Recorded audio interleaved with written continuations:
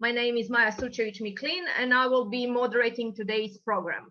I'm an external associate at the Department of Conservation Restoration at the Academy of Fine Arts in Zagreb, and I'm also secretary of the Croatian Conservation Restoration Association.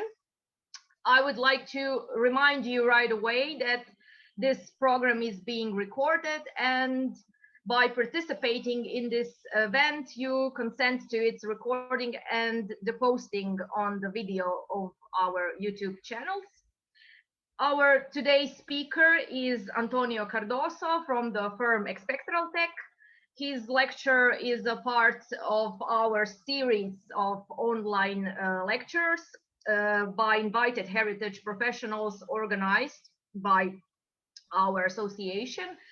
And these lectures are intended for professional conservator restorers, students, heritage professionals of all profiles, and all interested individuals.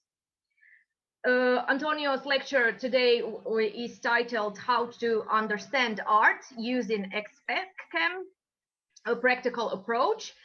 And I would like to maybe say some words about Antonio, and later on you can fill in if you need to fill in something or introduce yourself better.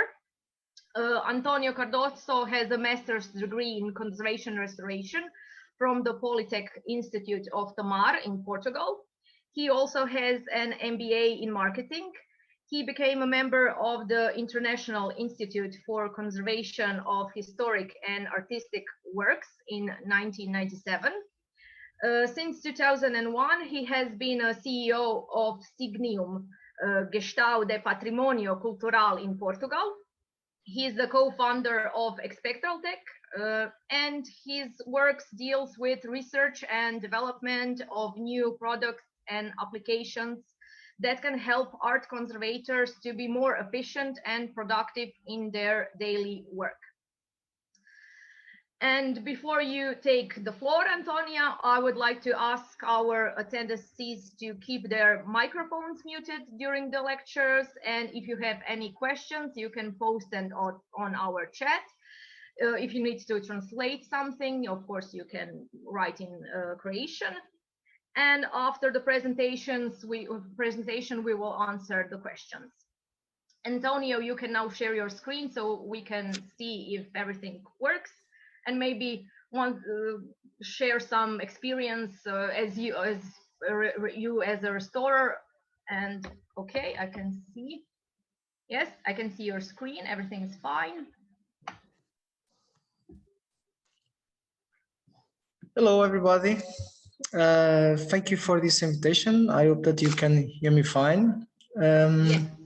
It's a real pleasure to be talking with you, with Croatia. I never met the country, but it must be fantastic, of course. I would just like to say that I'm talking as a conservator for conservators mainly. That's what I'm going to do mainly today. And I want also mainly to share my experience with you, with the colleagues. Not about, okay, I'm going to talk about the technology, what we are doing. I'm going to try to less the minimum commercial as possible. But I'm going mainly to share with you my experience about what has been a journey of more than 12 years now, trying to bring technology to this conservation world, not only Europe, but also in other countries. So this is my proposal for today. Okay, as Maya was saying, please ask anything you might consider to be interesting, or you would like to have more information about. Of course, that since I don't know all the profile of the people that are attending, I'm going to be a bit generic in the beginning about applications, basic technology. But as this conversation goes further, I'm going to also share with you all the latest developments, AI, augmented realities, etc. Okay. So today, what I wanted to do was try to describe here in this conversation the path that has took us until the technological level we are today. As you can imagine, I'm based in Portugal, so, and although I've been working with European projects since 2006, this dedication to technology started mainly 12 years ago when we had a very specific project related to new applications of imaging to art conservation. And thanks to that, we met fantastic partnerships that enable us to explore this technology, mainly the ones related to spectral imaging. Now, before we go on, I want just to share with you that thanks to all this reality, so as Maya said, I started with Signino. Signino is today is ranked as the biggest company in Portugal related to conservation and rehabilitation of heritage. So I can tell you that we have today 37 conservators working in our projects, after several years of trying to implement technological solutions and developing and sharing with the market, we understood that the core of Signino was not the right one to do it. So we had to create a spin-off. And the spin-off was SpectralTech.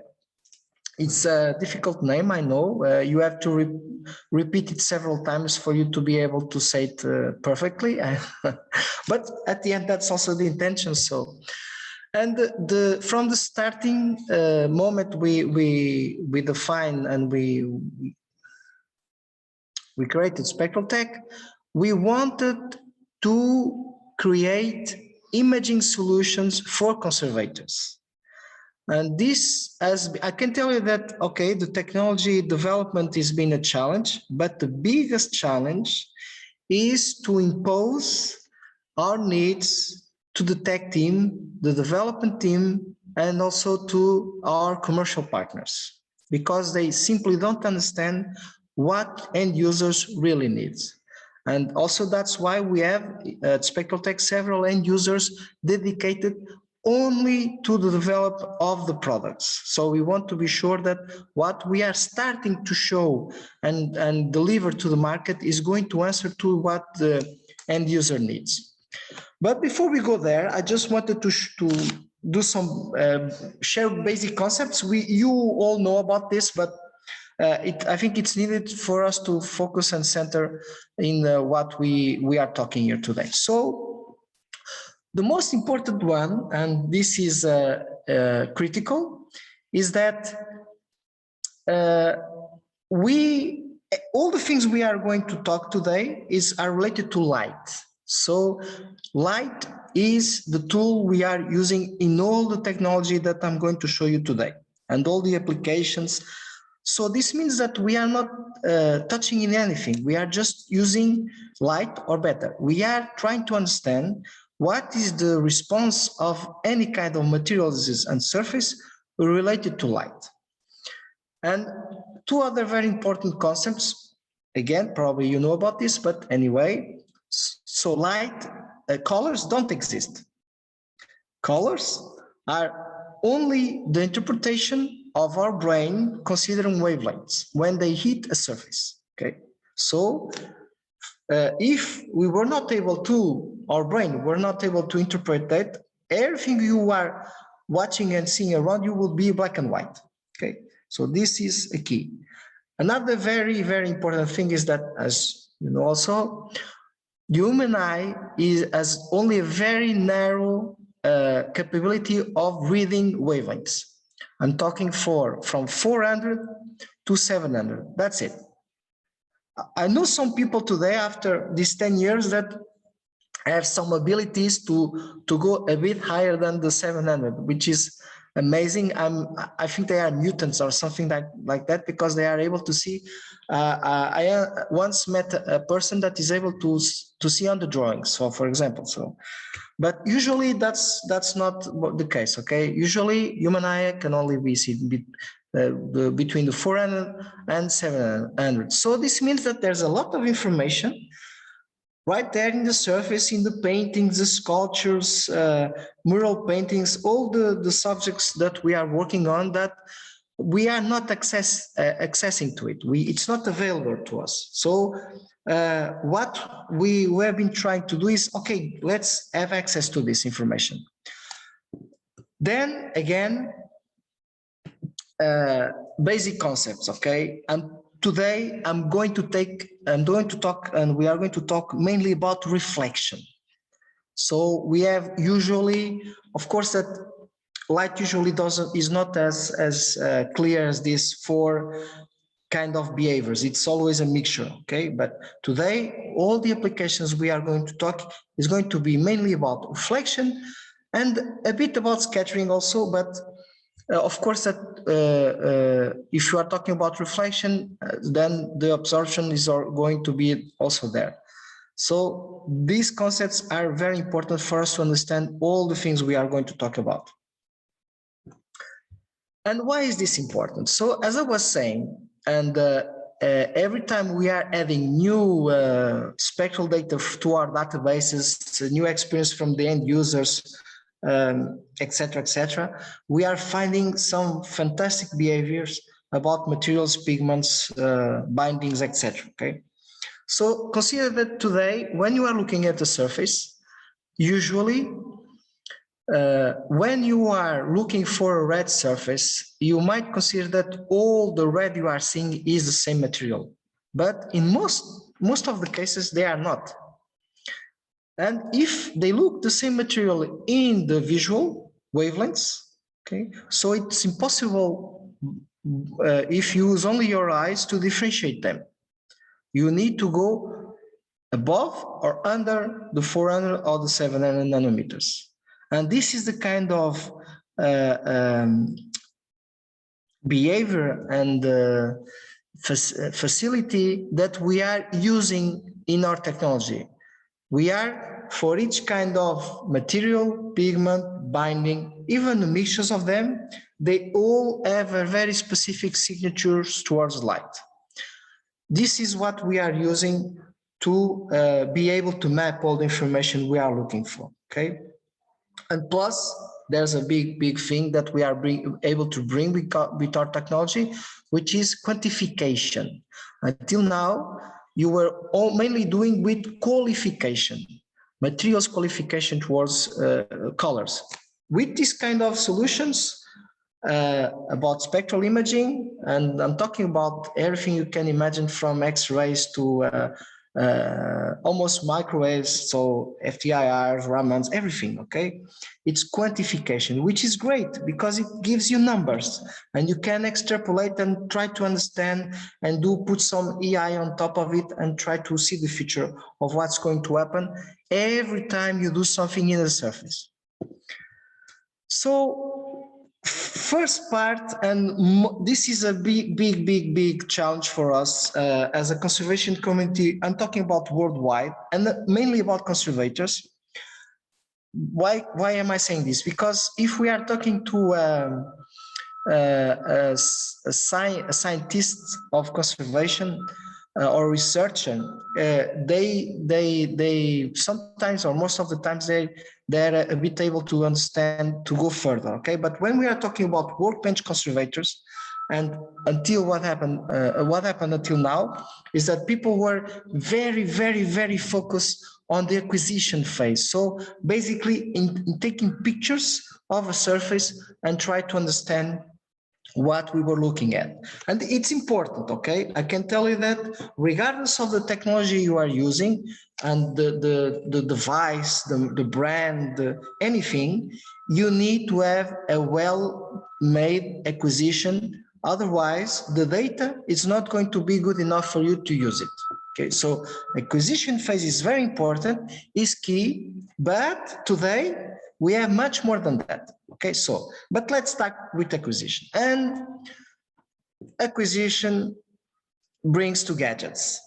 Okay, immediately, there's no other way. I mean, we need devices other than the human eye, because the human eye is a device, okay, but other than the human eye, to be able to acquire data with the proper wavelength that we are working on targeting. Okay, and this is a very clear example that if you consider the different wavelengths you want to play with, you need immediately to consider different devices, mainly related to sensors. If you look at the bottom of this this slide, you basically have the description of the materials used to produce the sensors you are putting in a device to acquire the reflections of the light in the surface. Okay, in our case, after more than 5 years of testing mostly everything, even from things that are not even available in the market,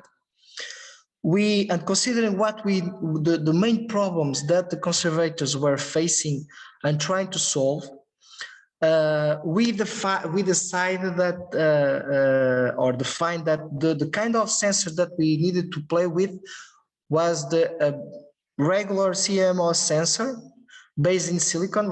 That's why, and usually we only play between UVA, so we are talking about 350 nanometers until 1.2, 1.1 nanometers of wavelengths. This is where the critic behaviors of materials are considering reflectance curves, and it has a sense.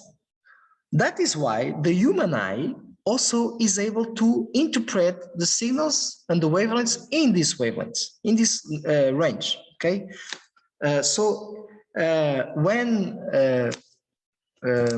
human eye was being created through evolution, it made sense, and it also makes sense why the color green is in the middle of the wavelengths. Okay, it's the human eye has a huge sensibility to the green color. It's in the middle of this range also. So everything has a reason. But anyway, with this kind of gadgets and devices today, it might even, we can even be talking only about a Canon camera that you have removed the filter that was limiting the infrared, and now you are able to do some fantastic snapshots and acquisitions. So you have a lot of potential there already. Why? Because by doing that, if you have a camera, and usually cameras, commercial cameras, they are only able to acquire in the visible. Not because the sensor is not able to go higher and lower, it's because they have filters in front of the sensors. So if you are able to remove the filter for the UV and the filter for the infrared, you are already able to acquire more data than usually you are able to see. Okay. So this first part, just for us to play a bit, I just want to share with you some of the most interesting acquisitions we have been doing for the last 6 years with our sensor device, and also to start to bring you some of the capabilities that we are able to do, or the kind of information we are able to acquire from the surface, and how it can help you to understand better the work of art you are in front of you. Okay, so the first one, and that I think that most of us have already seen it, working with it or in the conferences, is under drawings. I mean, under drawings are almost in every surface that we are working on. It might be a painting, a mural painting, even sculptures. Okay, and basically this is okay, at the left you have a picture of a surface of a painting in the visible, and in the left you have the same surface and the picture acquired in the wavelengths of 900 nanometers. Okay. Basically you have here a surface that has some a secret, let's call it secret information that is not visible in the normal wavelengths. There's a lot of examples on this. This is one of the most beautiful ones we know about. It's coming from Portugal in London, and it's very iconic. So that's why I like it a lot. Okay. Then also more and more people are using this same technology. I know that the picture is not the best one, but this was the one I was able to get in last minute. we are able today to use spectral imaging to understand if the process we are making in a surface is going well or not. So for example, you are trying to remove a varnish and you want to be sure that all the varnish was removed or not. And you can do that quite easily using UV. You just need a sensor that is able to acquire data in the UV region and is able to tell you, if you look at it in the visible and then you compare it with the UV acquisition, if all the varnish was removed or not. Or, for example, also, if you want to understand if the new varnish that you have applied not only is well distributed in the surface, or is it working already? Because for sure, if you try to do acquisitions using UV after you have applied the varnish, you are going to notice that it takes a lot of weeks for it to be completely active. So sometimes we think that we have applied the varnish in the surface, and now we are going to put it in the exhibition area, and we think that the varnish is already protecting the surface. No, most of the times they are not. It takes several weeks or months to be completely active in the protection regarding UV. So try it and then you will notice it. Then again, this is, okay, it's kind of on the drawing, but it's more the enhancement of a feature. Okay, if you look at this picture, you can see here something was not visible in the visible range, let's say, but this picture was acquired at 700, so it's still in the visible, but it's almost already in the infrared. So this is important. This is important information. Okay. Then this is one of my favorite pictures about acquisition phase. Why? Okay, this is coming from a Spanish book from Academia Real San Fernando in Madrid. It's basically where the king has all his most important paintings and books and everything. And this book was censored during 300 years by the Spanish Inquisition. So during 300 years, Spanish Inquisition was constantly censoring this book. And until very recently, until we went there, actually, they were not able to read anything that was in the book because most of it was censored.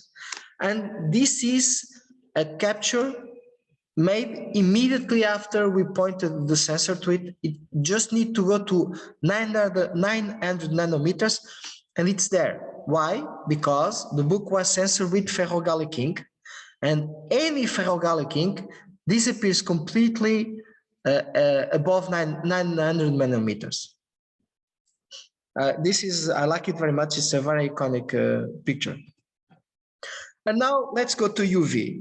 This is fantastic. Also, this has a great story behind it. I'm not going to tell you all of it because it takes a lot of time, but it's a nautical chart, and from Portuguese entity from the Navy. And what you see in the left is what you are able to see with your eyes. It's visible, okay? So it has lost most of the features that the chart had before, okay? So it's a piece of parchment, completely old, very ugly, and almost without any kind of information, okay? And only by using UV, only by putting the sensor, looking at this chart at 370 nanometers, all this beautiful information appears. I can tell you that the castle that you can see here in the picture are not visible with your naked eye. So you immediately, just by looking at the surface in a different wavelength, you are able to get much more information that it was impossible to have access to it. Okay, so again, okay, this is one of my favorite cases that we have been following for the last 4 years. Why? So we have 3 pictures here. If you look at the captions, so we have in the left, we have a Greek vase. It's coming from Archaeological Museum in Madrid. In the reserves, they have a huge load of Greek vases there, and they were characterized as non-interesting vases, okay? Nothing special about them. Most of them were in pieces even, okay? So in the visible, okay, this is a ceramic vase, nothing most interesting, etc. Then what we have done is we started to split the visible acquisitions in several wavelengths. So in the middle, you have a very specific acquisition done in 400 nanometers. This means what? This means that if you, okay, ordinarily, this means that you should be able to see what the information that it's here, but you are not. If you look at the vase with your eyes, this information is not visible, but it's in the visible wavelengths. And if you go to 550, a lot of information starts to appear. You have a figure here, you have a arm here, some fingers. So when we started to play with the vase, I mean, we found out that all the, we are talking about hundreds of ceramic vases, amphoras in that museum. All of them were completely filled with fantastic figures. So, and this is in the visible, okay? Why is this important? It means that sometimes even information that we should be aware of and that we should have access to, we are not able to see it. We need to select it perfectly in a very narrow wavelength, okay? Okay, so going quickly through the acquisition cases, this is usually a setup that you can consider. Actually, this is in the lab where I'm today. I'm in the conservation lab of Signino. And this is the kind of setup that you will have to consider for the near future, regardless of the solution that you are going to use to do the acquisition of the spectral cubes, okay? In this case, of course, that since I'm here to talk about XpeCAM, I'm sharing with you an image of a setup using XpeCAM. So we have here the sensor, okay, XpeCAM in a tripod, and then you have two light systems. In our case, they are coupled together and they work together to do the automatic acquisition of a spectral cube. But this is usually the kind of setup that you will have to consider, regardless of using an Osiris, Antonino Costantino device, or any other that will come up in the near future, because mostly at the end of this year, beginning of the next, you will see new devices appearing for the spectral cube acquisition, which is great because actually we are needing of more devices to bring to the market. And in my case, I think competition is fantastic and good. Okay, so acquisition phase, I told you practically everything I wanted to tell you. Now let's talk about what is, in my opinion, the most interesting part of this new world. Okay, I'm talking about, okay, so we are starting to have, and we have more and more devices accessing information like the one I just showed to you. So all of them are basically acquiring spectral cubes, and we are talking about cubes because you need to understand that this is a three-dimensional distribution of information, considering not space but wavelengths. And talking about physics, at the end of the day, it's almost the same thing, but anyway. And of course, that also very important. I'm going to talk here, and we are talking here mainly about multispectral devices. So I'm talking about solutions that are able to acquire single wavelengths, considering a different number of sets, okay? Of course, that we can talk about hyperspectral. The concept is the same. The biggest difference is that hyperspectral devices are able to acquire a piece of a slice of data, okay, from the starting range until the end of the range. The big problem is that these kind of devices are usually much more expensive, the data that is being acquired is huge. So every cube in the hyperspectral devices is 3 to 4 times bigger. And the kind of light that you will have to use to acquire it is most of the times, considering the time of acquisition, bring some damage to the surface, okay? And frankly, talking with conservators, as a conservator, we don't need it for now, okay? Multispectral is enough for what we need to do and what the kind of answers we are looking for. Okay, so just to break a bit, before we go to the fantastic platform I'm going to show to you very soon, let's break it a bit for you to understand how things are processed and how things are handled. So basically you are acquiring a cube of different photographies in practical terms, okay?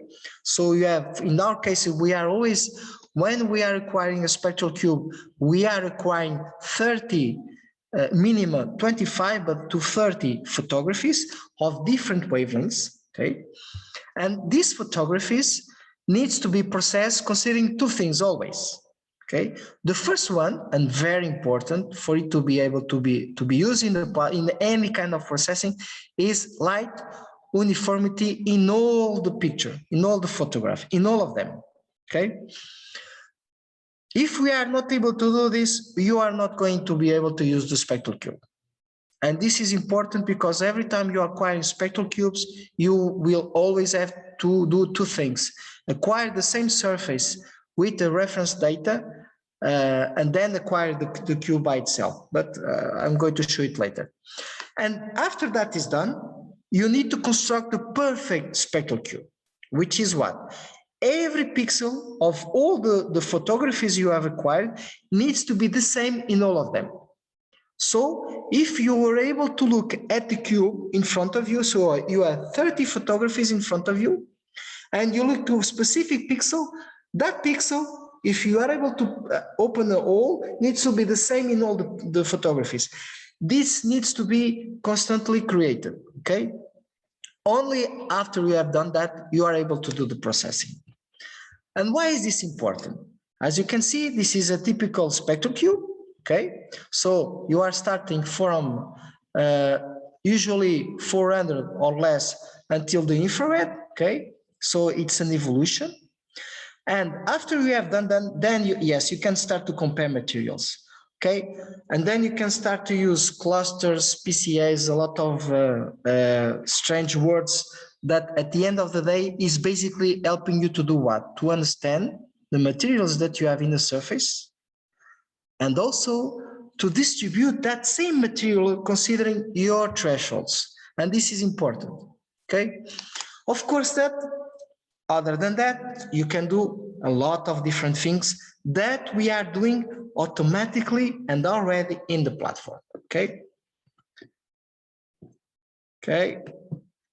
Okay, now let's talk about, so we have made acquisition of a spectral cube from a surface. You can already use those pictures. If you are doing an acquisition, you can already use those pictures to understand underdrawing, etc., materials distribution, etc., or underdrawings, or overline, overpainted surface, etc., okay? But we can do much more. For example, I'm going to give you an example of what we are doing today. Today, this is how we were in the beginning of the year, okay? So we were able to identify and map around 25 materials. I'm talking about pigments with different bindings. But since then until now, things have evolved exponentially. Why? Because we are deploying a lot of artificial intelligence in the solution we are using. And we are not only, and this is fantastic for us, for conservators, we are not only able to understand materials and distribution in surface, but even the mixtures. Okay, if you look at both pictures, you can understand the difference between what we were able to do in the beginning of this year and how we were in May, because today it's even more critical. Actually, we are starting to face a situation where there is too much information, and we are in the threshold of defining tools to help the conservator to understand what are the information he needs to have access to. Otherwise, it's impossible to manage everything. Okay. And this is a clear example of what we are able to do today. So today, I mean, very fast, I'm talking about 30 minutes. This information, considering acquisition time and processing time, takes 30 minutes, okay? For most of the devices. I'm talking about our experience with XpeCAM, but for most of the devices that you have in the market and the ones that are going to appear very soon from competition, in 30 minutes, you will have access to a lot of information, okay? In this case, you can have not only the identification of the pigments, but you can add different masks and the distribution of that same material in a surface, okay? Now, this is the platform. I'm going to access live to you. First time to Croatia, I think. I'm not sure, but I think it's the first time in Croatia. So I'm accessing XpeCAM platform where all the EI is inside, okay? I have already deployed here a cube, a spectral cube acquired from a surface that I can share it to you soon, okay? But why? Because it took 20-something minutes to be processed, and I don't want to lose these precious minutes talking with you, because I would like to have the last 20-30 minutes discussion and questions, okay? So before I go here, I would like to show you how this operates. So basically, you just need to go here. You just need to upload a picture, okay, of any kind of solution. Let me choose one. This is my, I'm sharing to you live my my structures. Okay, this is one data set that I can use. Okay, and this is it. I'm going to use this one. Why not? It's not important.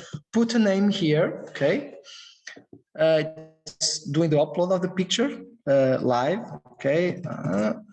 Okay, what are the minimum requirements for me to launch a new material? Okay, and institution. Okay, done. Okay, now it starts.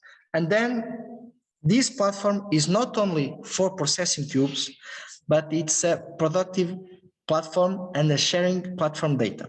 What does this mean? This means that I'm going to share with you the data process in here, but I'm not going to waste time. So we have here not only the ability to process all the information that we are requiring considering spectral cubes, but we are also able to study the project in different ways, okay? Yeah, I have to go back for this. To do the diagnostic here, okay? So you can do all the things, you can do your reporting here, okay? Then do all the pictures, upload, etc. Forget about Word with this platform. Okay, yes, I want to proceed. Okay, then you have the intervention, all the interventions that you are, okay, I have to register myself, otherwise it's not letting me to do it. And date, let's put this 22, save. Okay, now I can play. All these phases of the surface you are playing with can be done here, okay? And then you can do the report. So this means that all the process from diagnostics, analytics, and I've not shown you yet analytics and the distribution of materials, okay? All that can be done here. And at the end, you don't need to search where is that nice picture I used to capture for that specific procedure. You can have it here already, okay? So let's go back, let me go back to the project I was already using. Yeah, okay. So I have uploaded a spectral cube from this surface that you have seen. And I'm going to show you what the platform automatically delivers to the end user. Okay, so we are talking about a lot of analytics, materials, information that usually takes you a lot of time to have access to. So it's uploading the picture, so that's why it takes some time. This is a carousel, as you can see. Okay, so I want to go here. Okay, why is this important? Let me open this one immediately. Don't forget that we are talking about spectral imaging, so color doesn't exist. Okay, color is an interpretation of our brain. Every time you take a picture with a device, if you compare the colors from each different device you acquire the same picture from the same surface, they are going to be different. Okay, because each device has different calibrations. It's taking time, more than I was expecting. And again, also don't forget one thing. Okay, it's appearing now.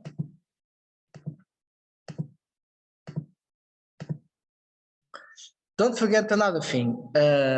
All the pictures that we are acquiring in the spectral cube are black and white. Okay, the spectral cubes that you are acquiring, regardless of the device that you are using, all of them are black and white. Again, because color don't exist. Basically, the device is acquiring a picture of a surface considering a wavelength. Okay, what is one of the most important things, not only, but one of the most important things that this platform is doing is a RGB pure reference reconstruction. This means what? This means that this picture is a reference RGB picture, not by the acquisition of a color device, but by reconstructing all the information in the different wavelengths.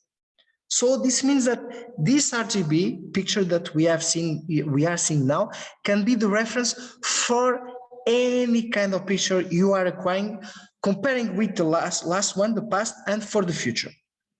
And this is also important. Why? Because in the platform there's a feature, we call it authentication feature cryptex, where you can compare the same spectral cube in different times. Okay, I'm going to show you soon if you have time. So what is the platform delivering to us after we have uploaded and processed a cube? So we have a lot of things. So we have all the false colors that you might want. False colors considering infrared, false colors considering, we have different false colors for infrared. We have the different false colors for UV. Okay, you have UV again, pigments distribution, all of them. You have the mask for the distribution. If you don't want to compare to them, all this is done automatically as soon as you upload the cube. Okay, and all this is going to appear in your report. You can select which image you want to use and put it. You even have, or we are starting to give you access to mixtures of different pigments, considering what we have there. Okay. Plus, if you have some image from XRF, or you want to compare, okay, from my XRF acquisitions is telling me that the pigment I have is this one, and you want to compare what is the feedback from the platform, you can do it because you can compare samples. Okay.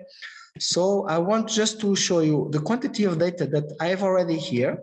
You can also play with the thresholds and the level of pigments you want to have access here. Okay. Again, for sure there's a nice one with all the pigments distribution here. Okay, pigment hawk. Okay. This one gives you, okay, it's a lot of information, but an idea of the distribution of the pigments in all over the painting or the surface you have acquired. Okay, you can also do more. You can compare this image with another one. Okay, imagine that you want to compare with another one, you can do it. Okay, so as you can see, there's a lot of things here for you to study to understand better the painting. But there's one last thing before we go move on a bit just to discuss other things, I just want to share you another thing. So let's go to the under drawings. Okay, so this is my RGB, and I want to compare it with my infrared image. Okay, I don't know if I have a nice one because I have not checked the cube yet. Okay, let's open this one just for you, and you can play here and you can compare. Okay, or select another one, it's up to you. So there's a lot of tools here for you to, and there's another one. Okay, you have similar surfaces here somewhere. Similar, okay, you have a similar surface. So imagine that you want to understand better. Okay, because you can select a specific point here. Imagine what, before you go to the other one and you want to have, okay, where is this pigment distributed in all over the painting? You can do that also. This is all happening thanks to the fantastic artificial intelligence we have behind the platform. We are operating it every day with the help of the end users. Right now, we have 7 master students using this technology to do their master in different fields. I'm talking about paintings, mural paintings, graphic documents, parchment, okay? And we have 2 PhD students also starting to use this platform to do their degree, their after degree. And one of them is not working in conservation, it's working in communication, which is one of the big challenges we have right now. Okay, so just quickly browsing through the platform, this is what I wanted to share with you about the platform. So let's go back to the presentation. No, okay, I need to go here. Okay.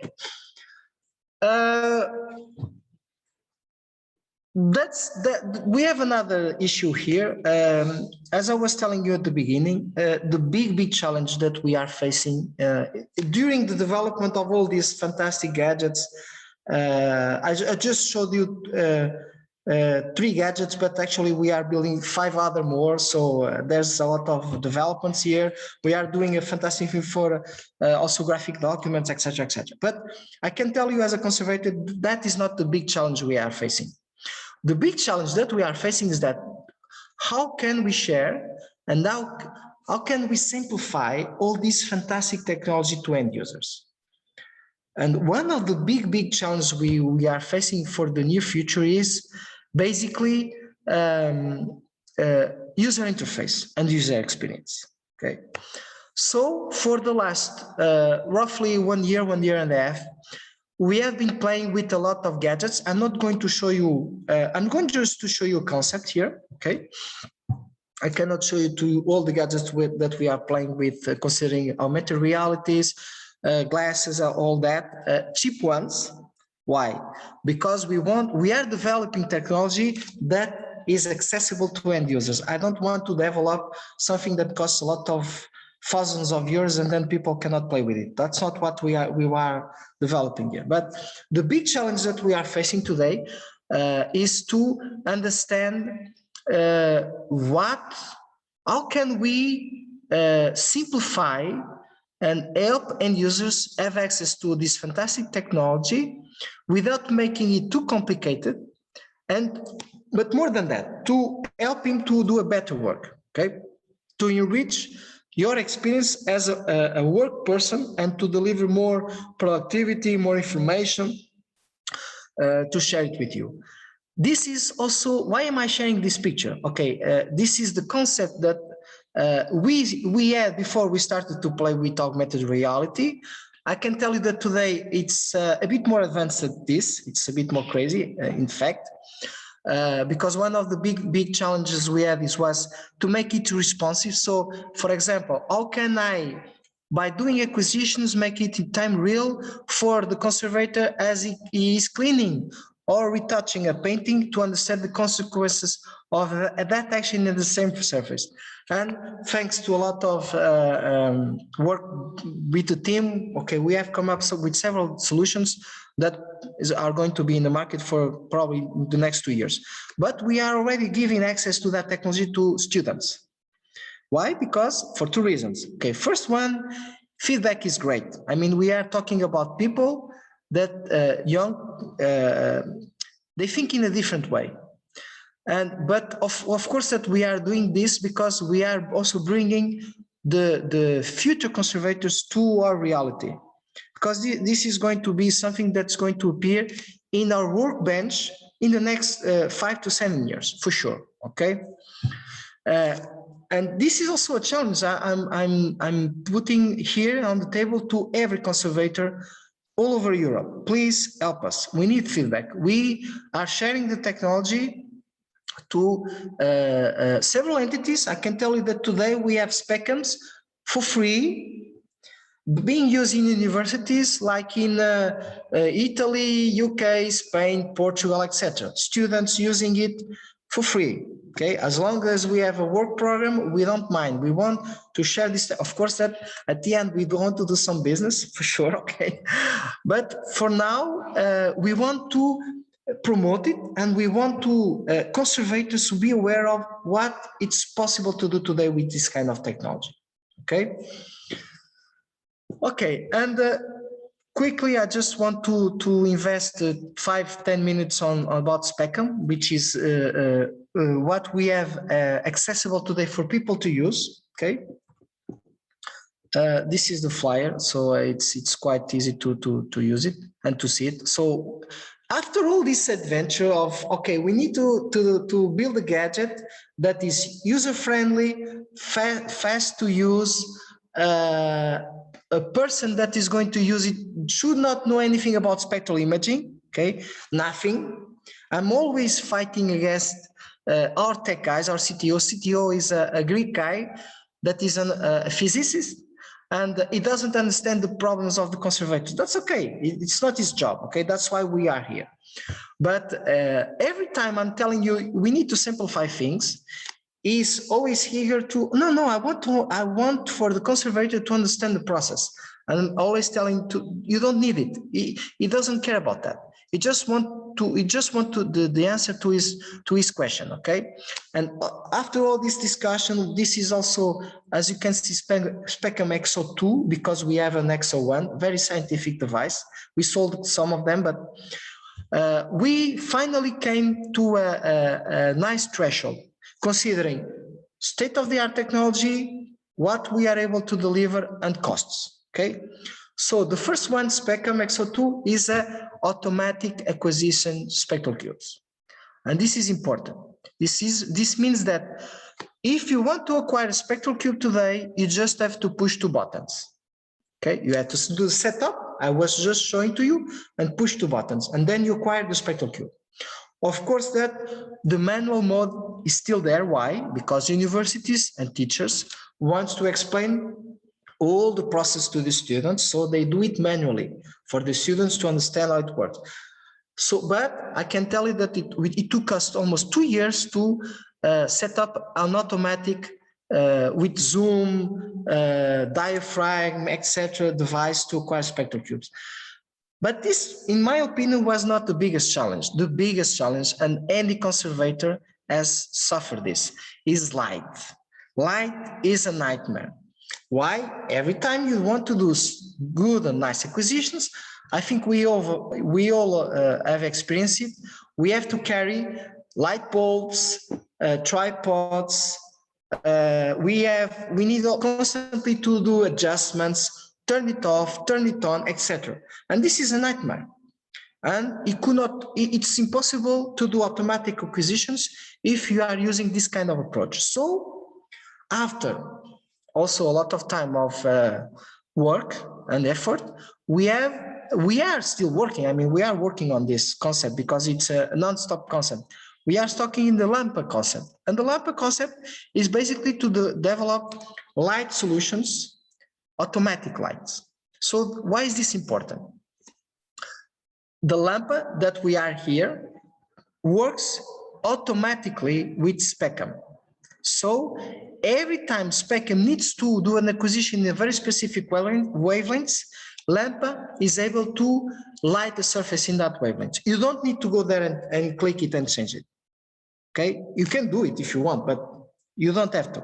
Okay, so these two devices are the ones with also the acquisition software. Of course, I'm not sharing it with you. It's not important, but are the, if you want, the gadgets to acquire the spectral cubes, the ones that I was talking in the beginning, with those nice pictures, different wavelengths, etc. And then, and yes, this is, in my opinion, the big novelty of all this development, and also the future of our solution for conservation and cultural heritage is the platform that I was just sharing with you quickly, browsing quickly. Okay, why? Because everything is there. Of course, that we have a front end and we have a back end in the platform. I can tell you that in back end we already have some artificial intelligence adjusting the solution to the end user as time goes by, and he immediately knows what the end user would prefer to have, considering his experience. Okay, but this is, if you want, the outcome of all these 12 years of work as a commercial solution. Okay. This is the same thing, basically, to give you a concept, but in another way. Okay, so basically this is what I wanted to share with you, and now I would like to discuss this because I'm talking with colleagues here, and for sure there's some ideas and concepts that would be fantastic for us to talk about. Thank you very much. This was a very interesting presentation, and I think we learned something more. I do have some questions, and maybe later on other members can maybe not write in the chat, maybe can actually speak and ask. So you said that you work with the students that are in academy. Do you maybe collaborate with other private owners, or you said museums? What kind of other institutions do you work for, or do they call you for some specific problems, or you have, I don't know, some contract that you? Yes, okay. You know, Spectral Tech only develops and do the commercialization of the solutions. Okay, so we have different scenarios. For example, we don't provide any kind of services to entities. Okay. But we already know we have several clients that have already invested in the solution. And imagine that we have someone contacting us from Croatia, okay? And I would like to have this work done. We unless he is interested to rent or to buy a solution, we usually talk with this company because they have a solution and they can do the work. Okay, when we are talking about persons, mainly students, that are considering to do their master thesis or their PhD work or some kind of research that would be interesting to use our technology. Of course, that since we are receiving more and more requests, we have to filter them, but basically we are creating here some grant programs, if you want, okay, or to have access to the technology. For example, imagine that you are a master student and you want to develop your work in that specific painter or in the specific material process, or etc. You have a work program made with your teacher or your university. You have objectives to attain. You need access to the technology for X weeks. This is usually what we are doing. We have, for example, for Urbino, we made a master program students for 6 months. So they have during 6 months they have access. The students, the teacher, they can do anything they want with all the technology, not only the commercial one, but also the under development one. Okay, so it's a quid pro quo thing. So the students and the entities are having access to the technology, but we are also learning from them. Okay. Okay. and it helps maybe for you that you're actually a restorer and scientist in one, and maybe I'm not a scientist. well, yes, but you work with the solution, and you kind of maybe know more what you're looking for on the painting, and maybe you know how to explain Okay, better. yes. Okay, but yes and yes, it's important for the project. Today, I'm no longer the project manager for this solution because SpectralTech is working in two markets. We are working in cultural heritage, but we are also working in agriculture. Okay, the core technology is the same, but we are working. So this means what? So after 12 years of this endeavor, okay, this path, I can tell you that, okay, it's important for you to understand the end goal of what people are looking for and what they are missing. And it's good to have an end user, but more than that, today more than ever, and I'm a people manager. That's what I do, okay? And this is important because also when, for example, with some entities like UK entities, Italian, Portuguese anyway, to do this, to prepare these grant programs, the big challenge is always to understand, okay, what are you looking for? What are your questions? This is where everything starts. Sometimes we have the tendency to pick up the solution. Okay, let me try it. It's important, of course, for you to play, learn with it, etc. But if you are not able to understand or to have an idea of what are my questions before you start to use it, you are not going to get all that you can from the technology. Mm-hmm. Okay, thank you. And now I have maybe some two questions that maybe are actually practical on the objects. So yes. You showed us the paper, the ceramic, the paintings. So it works on every type of material, right? It has some limitations if you use it on the wall, paintings, or something like that. Yes, the surface that is being observed is of no consequence to the outcome results.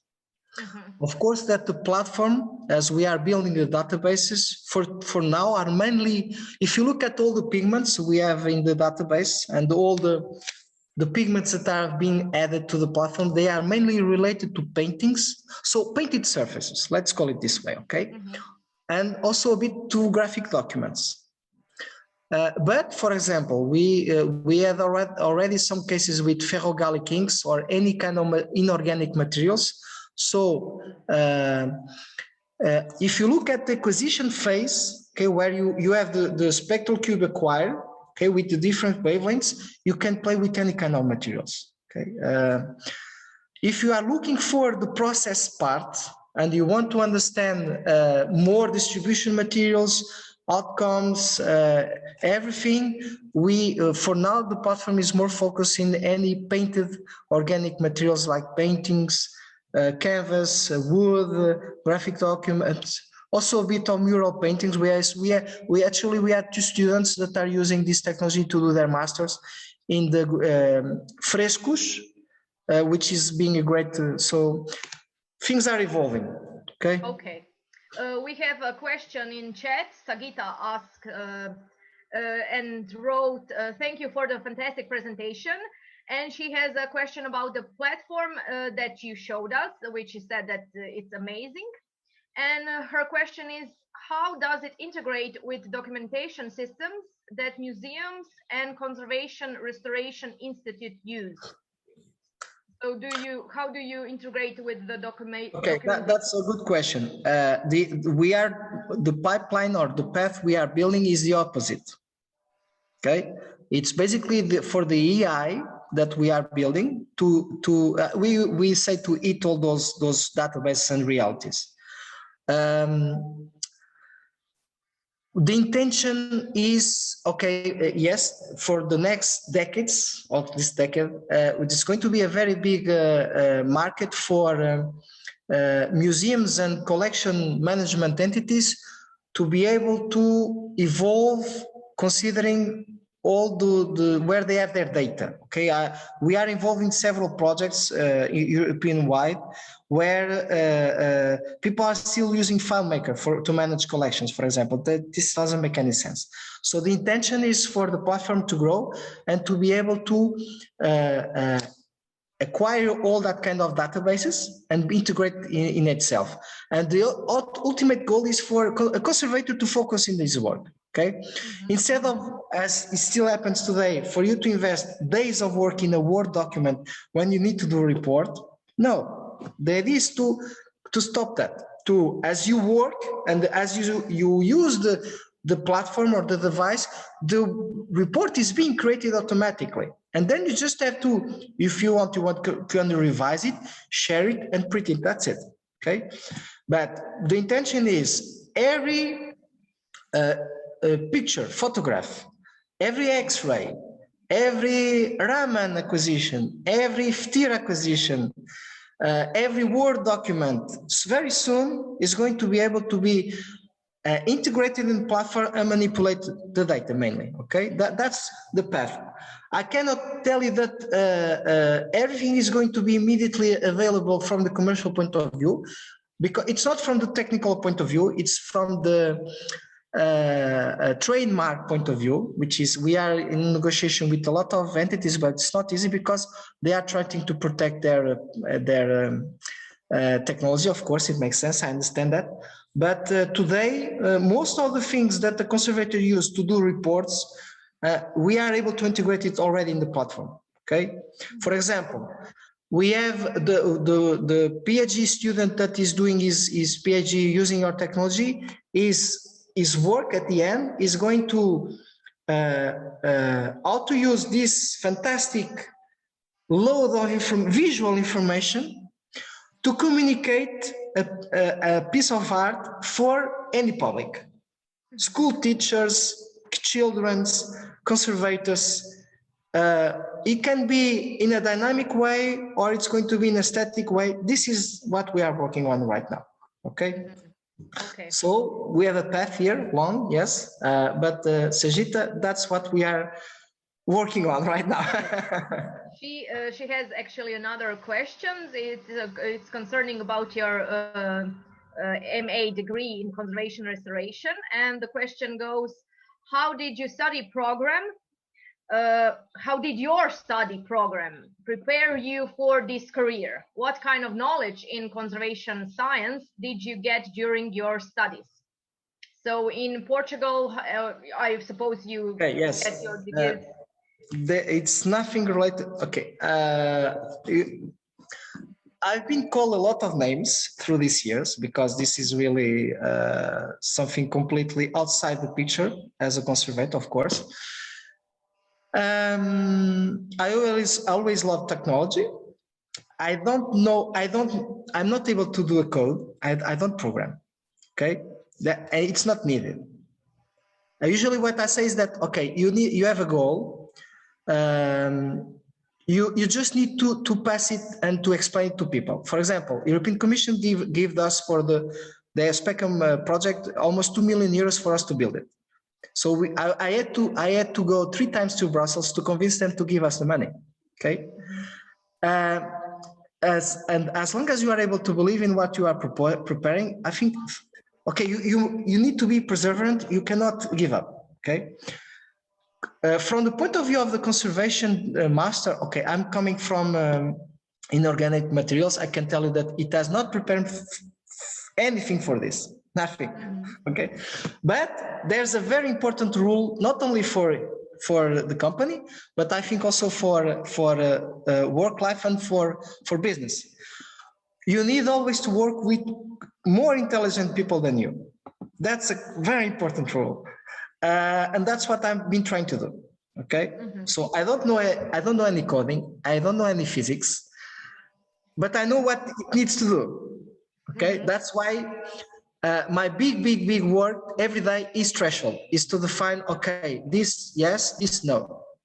There are always a huge fights. Sometimes I'm wrong. Okay. But as long as you learn with it, that's important. Okay. So, it has not prepared me but it's life. Life prepared me. Well, actually, I'm not prepared for it still, but anyway. Well, we are still learning. In the learning, I know it's none of us, even though we are, I think, all here have more than 10 years of experience in our work, but still we are learning always. And I would like to thank you. If anybody wants to ask questions that are here, I don't know, maybe our colleagues from the association, somebody, you can write or you can actually. Okay, so since we have 9 people here working, how many of you have ever used any kind of spectral imaging in conservation in your work? Well, usually we do the UV light. We always use that. For what? We use it for the varnish, so we can see how thick the original varnish is when we clean this maybe old varnish that needs to be removed, when we need to see where the retouches are. Infrared, we are seeing, we had some with students examples when they have a textured surface, and so they think that they have some under drawing or under painting, and they usually do the infrared light to see what is hidden inside of beneath the painting that they see. And this is maybe the most that we use as a practical stuff. I think okay. Yes. Okay, that's the beginning. Okay, but today, and as you have seen, this is available. I'm talking. It's not only XpeCAM. Okay, you have several approaches in the market. But XpeCAM is cheaper, so that's, it's important to understand those concepts. But today we can go much further than that. Okay, much further. And what we are trying to do is not only work in the analytical part and the acquisition of the information, is also do that in a faster way, but also to help the conservator to be more productive.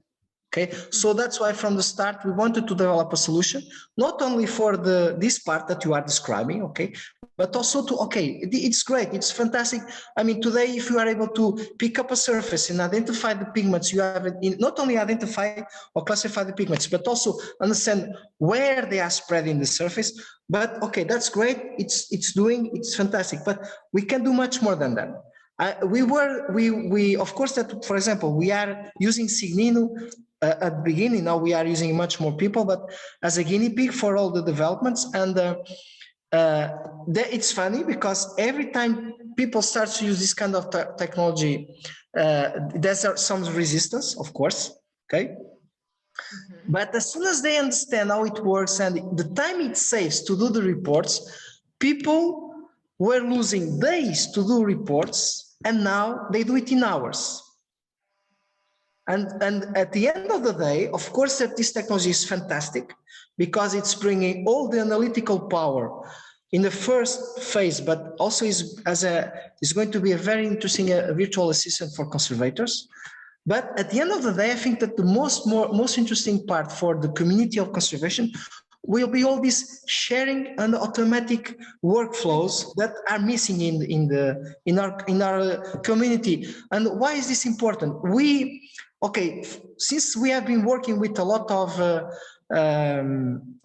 technological companies and partners, and so we are using a lot of Scrum technologies and methodologies, be agile, workflows, etc. And from the start, and this is why was my kickoff, I never understood why conservation was not able to use and have access to this. It doesn't make any sense. I mean, we are as or more intelligent as these guys and girls, so we should be able to have access to it and use it also. And this is what we are being trying to do. Okay, so of course that you need to have access to the gadgets, otherwise it's not. If you are requiring only a single or 3 wavelengths for infrared and UV, it's not enough for you to do a spectral cube or a spectral reference of any pigments. You need more information. But as long as you understand the principle and you start to have access to the technology, you can understand much more in a deeper way what you are working on. Yes, okay? That's what Sagita was here mentioned, that also they in Split, in Academy in Split, they also use UV, infrared and X-ray for the same reasons as we do here, but of course the budget is very, very modest, and that's why we use the low-tech solutions, right? I can see that. Okay, I have an answer to that. Yes, and rent the system, don't buy it. yes, maybe. No, I'm not talking only about XpeCAM. I'm talking about any system. Okay, you don't. Okay, more and more, you have more and more offering European-wide of people renting solutions for you to do the analytics. Okay, so this means that, for example, if you are doing a budget to do a project for the recovery or conservation of a specific work of art, put in that budget a slice for analytics. But instead of acquire samples, physical samples, send it to the lab, do the stratigraphy, blah, blah, blah, all that stuff, start to use other things. You don't need to invest in the solution. You can rent it, or sometimes we have more people that are buying the system and doing that service also. But anyway, as I was saying, we have it's public. We have a grant program for specific master and PhD students, as long as is inside mainly a teaching entity. That's what we are focusing on, and we have a work program. For example, we are working a lot with Sral from Deutsch, and they are not a university, but they have a system there, and they are using it with students also. And we are going to promote it.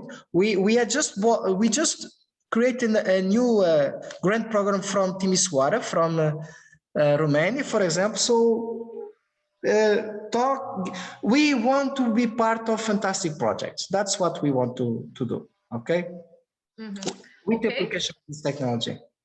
Maybe just one comment. I don't know if somebody wants to ask questions again, or you can in chat or in live. Maybe our vice president, is it vice president, can maybe show himself, since this we have our guest, international guest, and maybe Marco, you can present yourself. And I don't know if it's Maya, the president, our president, if it's here.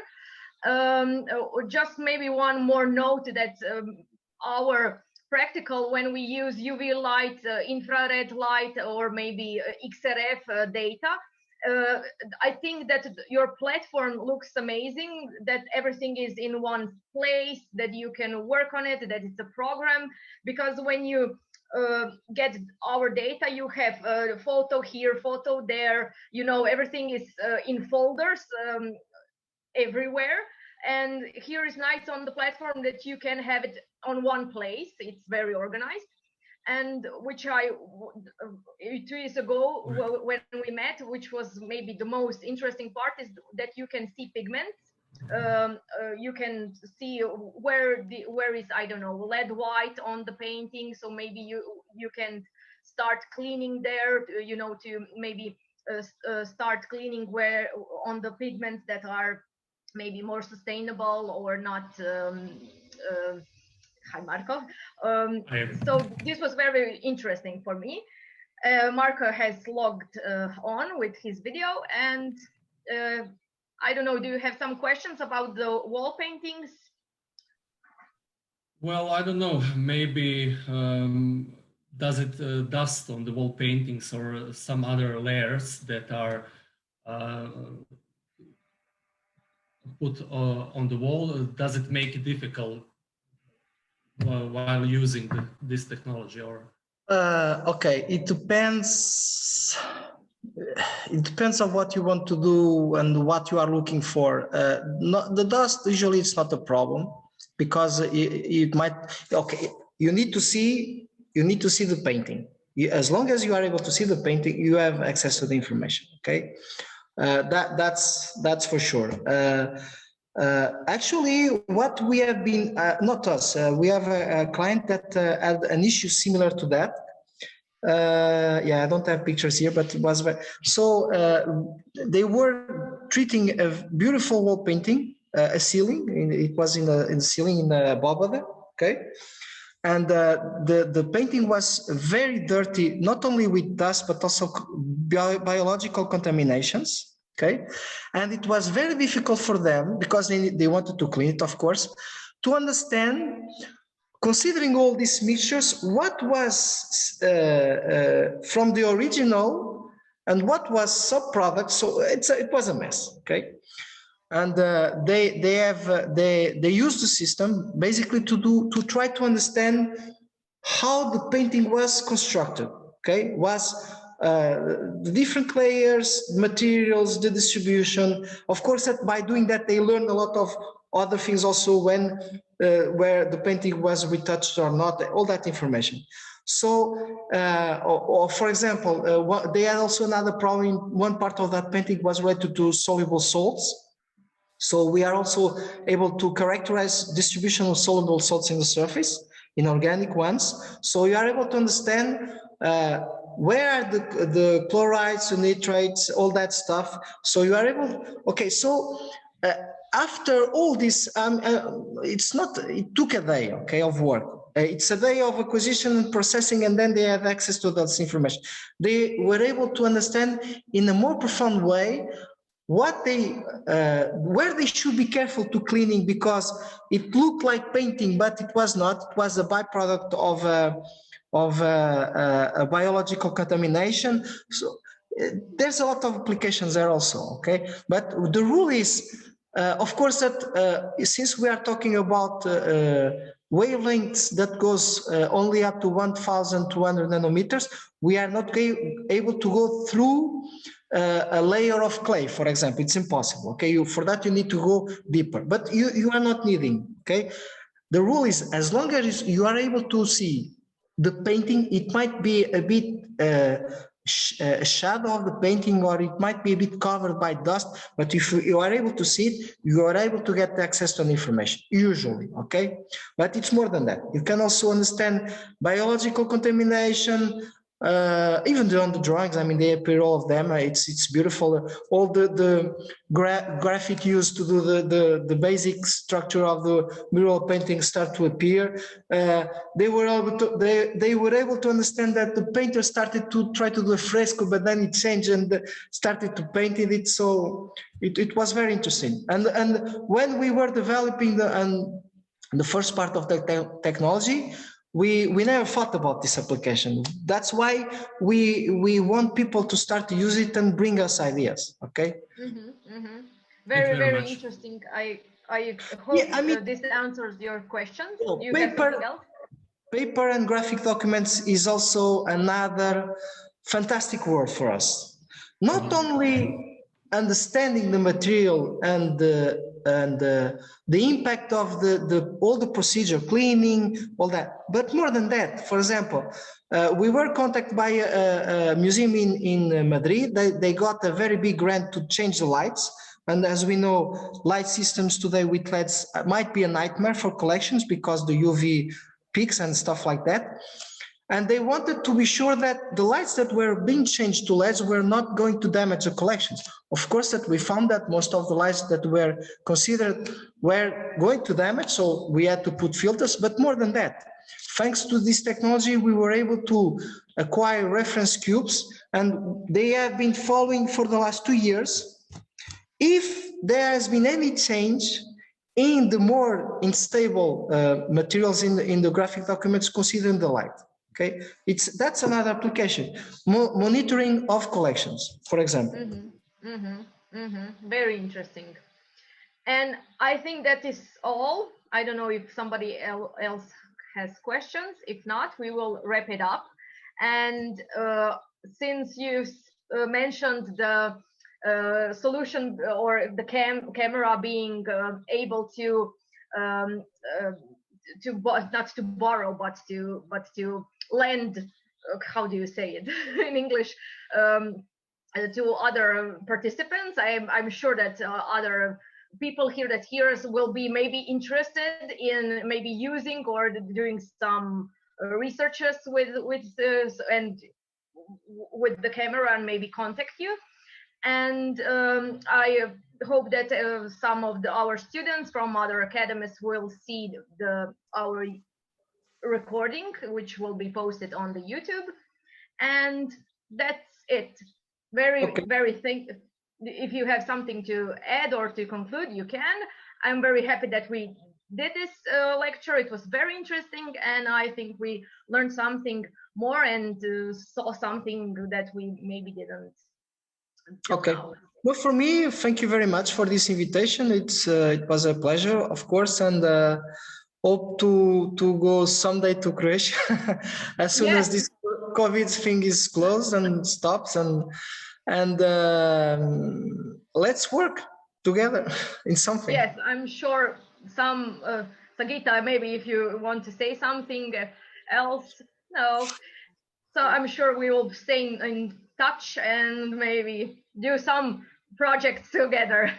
Yes, So if you come to Croatia, you know that now you have colleagues and friends, and we're very happy to meet you in person and to show you around our institution. So thank you for giving this presentation. And as Maya said, the recording will be posted to our YouTube channel. All members of the Croatian Conservation Restoration Association will be notified about it. They will be able to watch it, and since it's publicly available, we are really sure that also the teachers and students from our 3 programs in conservation restoration will also watch it. It will be a fantastic educational material. So thank you, Maya, for organizing this, and thank you, Antonio, for delivering this wonderful lecture.